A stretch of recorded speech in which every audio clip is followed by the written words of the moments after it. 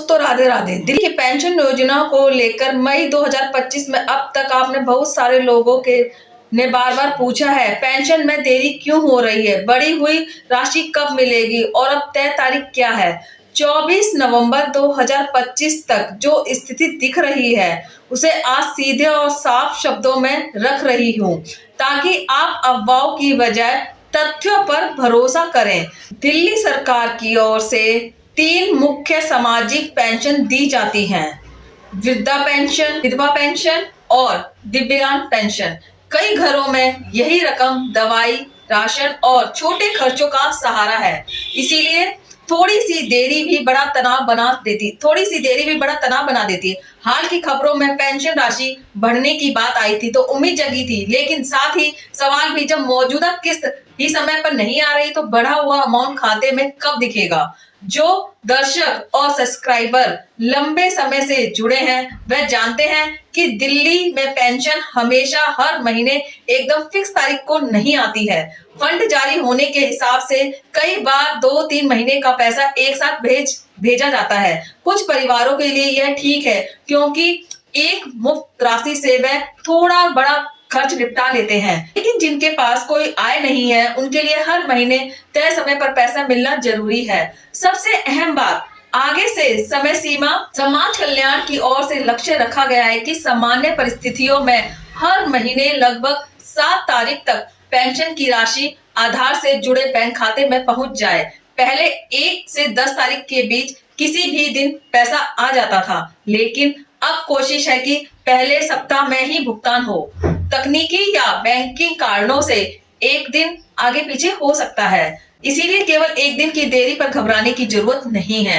साथियों, जिनके खाते में हाल में पेंशन आई है वे कमेंट में लिखकर जरूर बताएं कि पैसा किस तारीख को आया है और कितने महीनों का अमाउंट एक साथ मिला है, ताकि बाकी दर्शक भी वास्तविक स्थिति को समझ सके।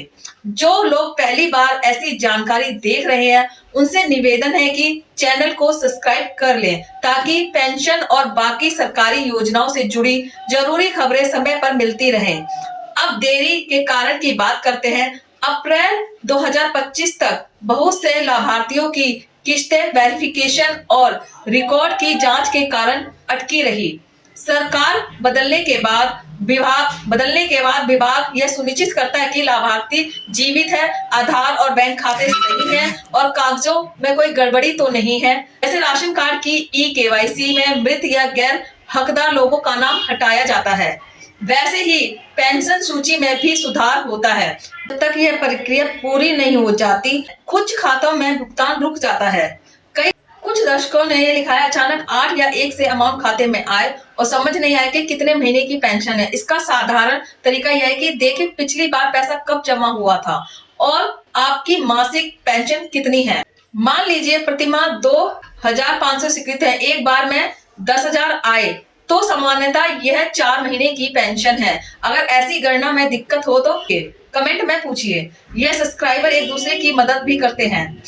आगे की व्यवस्था को समझें तो मई 2025 के बाद से विभाग की कोशिश यह है कि भुगतान पहले से ज्यादा नियमित हो और बहुत से लाभार्थियों को जून की शुरुआत में पेंशन मिली, कुछ को उसके बाद मिली। जिनके खाते में अब भी रकम नहीं पहुंची है उनके मामले में या तो वेरिफिकेशन अधूरा है या आधार बैंक लिंक दस्तावेजों में या खातों की स्थिति में कोई समस्या हो सकती है। ऐसे सभी साथियों से निवेदन है कि केवल इंतजार ना करें, अपनी स्थिति खुद ही जांचते रहें। पेंशन की मौजूदा स्थिति जानने के लिए दिल्ली सरकार की ई-स्टेट वेबसाइट पर जाकर लॉगिन किया जा सकता है।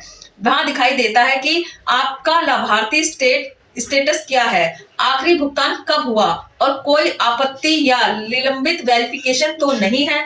जो लोग इंटरनेट और स्मार्टफोन का उपयोग कर लेते हैं वह कुछ ही मिनटों में यह जानकारी देखी जा सकती है। ये दिक्कत है वह घर के किसी नौजवान या परिचित से मदद ले सकते हैं। अगर 4 महीने या उससे ज्यादा का समय हो गया है और फिर भी आपके खाते में पेंशन नहीं आई है तो समाज कल्याण विभाग से संपर्क करना जरूरी हो जाता है। अपने जोन या जिले के समाज कल्याण में जाकर पेंशन से संबंधित काउंटर पर जानकारी ले सकते हैं और लिखित आवेदन दे सकते हैं। जिला स्तर की शिकायत निवारण समिति में औपचारिक शिकायत दर्ज कराएं जाते हैं। आधार कार्ड, बैंक पासबुक और पुराना पेंशन स्वीकृति पत्र जैसे जरूरी कागज साथ रखें ताकि तुरंत जांच हो सके। एक बात हमेशा याद रखें कि पेंशन केवल उसी बैंक खाते में आएगी जो आधार से लिंक होगा और जिसके डायरेक्ट बेनिफिट ट्रांसफर की सुविधा सक्रिय होगी। यदि खाता निष्क्रिय है या आधार सही से लिंक नहीं है तो पैसा बीच में ही अटक सकता है।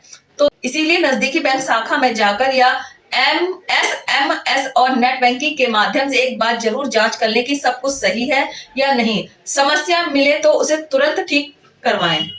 तो अगली किस समय पर मिल सके मेरे दर्शकों और सब्सक्राइब, यह जानकारी आपको उपयोगी लगी तो वीडियो को लाइक करें, रिश्तेदार आस पड़ोस के साथ उन लोगों के साथ शेयर कर जो पेंशन पर निर्भर रहते हैं और चैनल को सब्सक्राइब करके घंटी को ऑल पे सेट कर लें ताकि आगे जो भी पेंशन और अन्य सामाजिक सुरक्षा योजनाओं पर आने वाले महत्वपूर्ण अपडेट आप तक बिना रुके पहुंचते रहें। धन्यवाद दोस्तों।